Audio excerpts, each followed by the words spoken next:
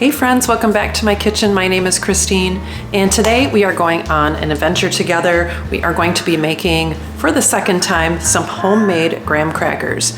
I have kind of tweaked the recipe a little bit. The last time they turned out not quite as crunchy as I wanted, but I think I've got it down. So the grandkids are coming in a few weeks, and guess what we want to make? We want to make some s'mores, of course. So I want to get this recipe down just perfect. So I just thought I'd show you the different steps how to make your own homemade graham crackers. So come on with. Okay, so first things first, we are going to do the dry ingredients. And right now I'm just adding my 2 cups of almond flour and then 1/4 teaspoon of salt. And we're just going to give the dry ingredients a nice mix. And then the xanthan gum, I don't know if I've had a few recipes with this, but it's a thickener. If you want to see what it says here, you can actually use psyllium husk as well, but I happen to have the xanthan gum on hand, and we're only using a 1/4 teaspoon for this batch. So it is a little bit expensive, but it lasts for a really long time. So 1/4 teaspoon of the xanthan gum. We're going in with 2 teaspoons of cinnamon, which you can always add more if you like, because these are, you know, kind of the cinnamony flavored graham crackers. And meanwhile, my oven sounds like it's ready. And then the other kind of super important thing to give the graham crackers their color is to use a golden, in quotes, sweetener. So I love coconut sugar for so many things because it is like 2 times less, how should I say this? All right, so half the sweetness of sugar. So if you look on the back, the nutritional value, the actual amount of sugars in it for 1 tablespoon here is 7 grams, and normally with regular sugar it's 14. So I love to use this, and this also helps give it its golden color. And so we're going in with 1/3 cup of that. And you can find it at pretty much almost every grocery store. You can pick it up. If you can see, I got it at Trader Joe's. They have it at Walmart, etc. And then we're going in with our leavening agent, the baking soda, and we're only doing a 1/2 teaspoon here. So we're just going to get this mixed up with my Danish dough whisk. I love this thing for so many reasons.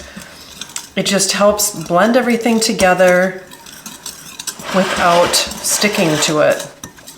So right now we're just doing the dry, and then we're making room for our wet ingredients, which is just a few things. It's butter, which I have on the stove melting, which is, I believe it's 4 tablespoons, 1 egg, and then 2 teaspoons, that looks good, 2 teaspoons of vanilla, which is my homemade.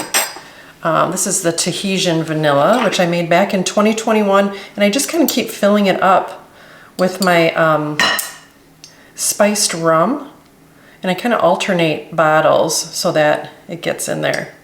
All right, so 2 teaspoons of vanilla, whatever vanilla you have laying around, and then 1 egg, 1 large, kind of room temperature egg.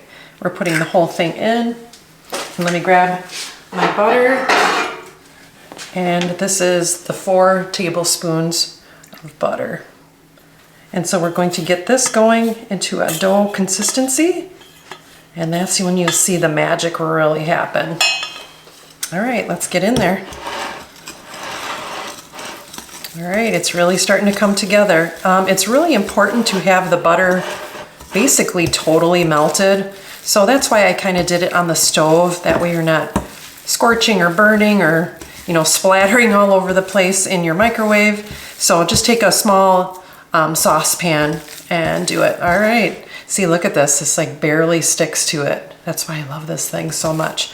All right, we're gonna go get our pan ready, and I'll show you how the magic happens as we roll it out. I actually bought a really awesome rolling pin that you can designate the different heights. So we're going to be really specific with this one with a 1/4 inch height on it.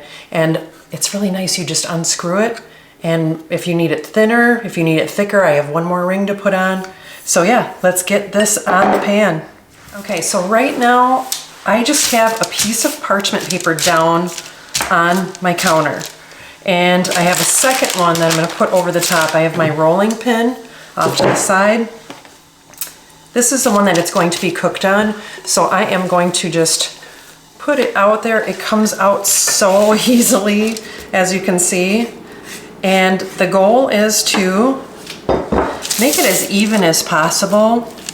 So I'm just kind of preliminarily mushing it down kind of in a square pattern, rectangle pattern, because as we smush it down, it's going to spread.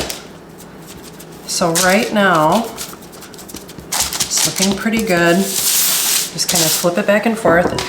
So I'm going to put this on top, kind of make sure that it is on it good. And because my rolling pin is set to 1/4 inch, I can be confident with just rolling it back and forth to make it exactly 1/4 inch thick. Pretty confident. I think I'm gonna pop off the end here, so I'm just gonna roll it backwards.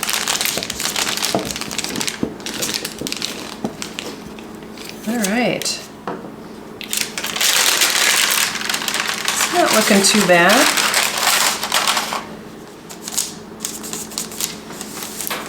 Looking pretty good.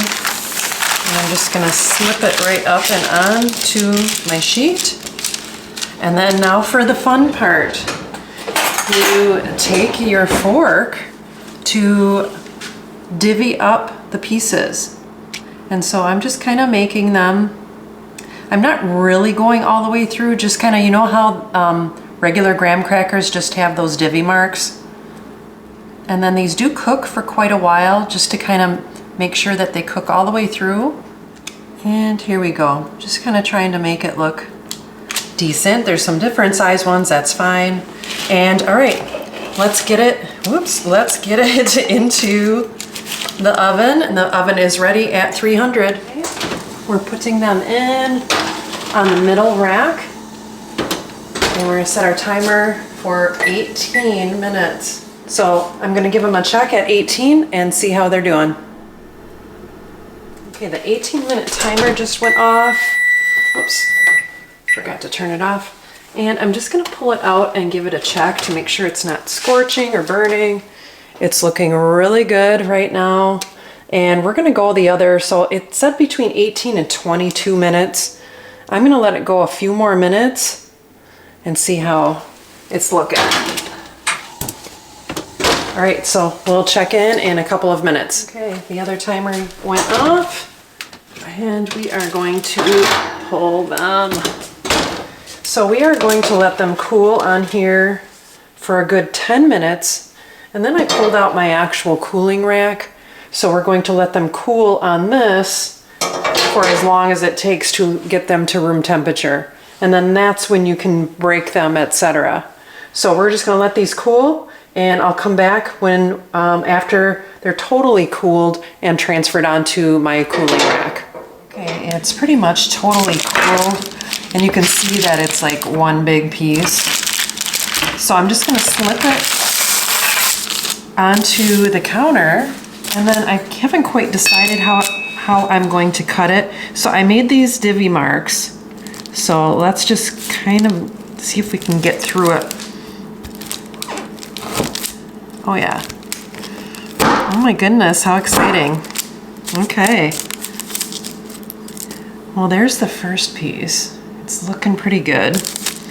And I'm just going to kind of do them like graham crackers, you know, in the square pieces. Look how fun. These will definitely hold a marshmallow and some chocolate for s'mores. And you can make them yourself. I'm sure you can make them with chocolate and a few other things, but the coconut sugar is definitely a great color for them. All right. we're gonna take a few of the crumble bumbles and do them as our test tasting. But it turned out great. A little bit better than the first time I made them. So how fun. So fun. Look at how cute. Okay, so we are going to do some test tasting now with my little crumble and bumbles. But I wanted to show you that, you know where I made the divvy marks here? That if you break it, it breaks it right at the divvy mark. So, and I did not push those all the way through like you had seen. And all right, here we go. Look at the inside. Looking crunchy and delicious. Let's give it a taste.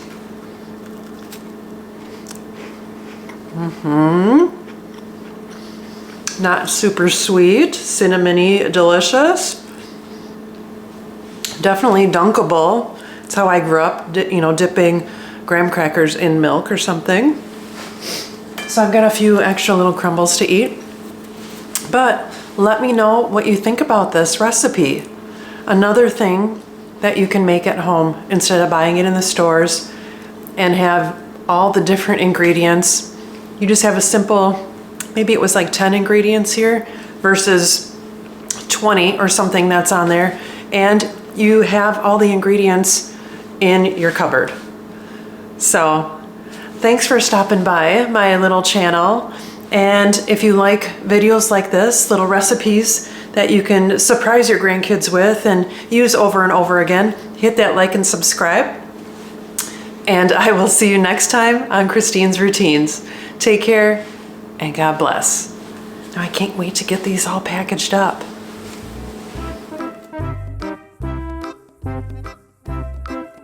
I think I've got it down, I've tweaked it, and it sounded really good. Sugar. So I just thought I'd show you all of the different steps. And then what? I'm going blank today.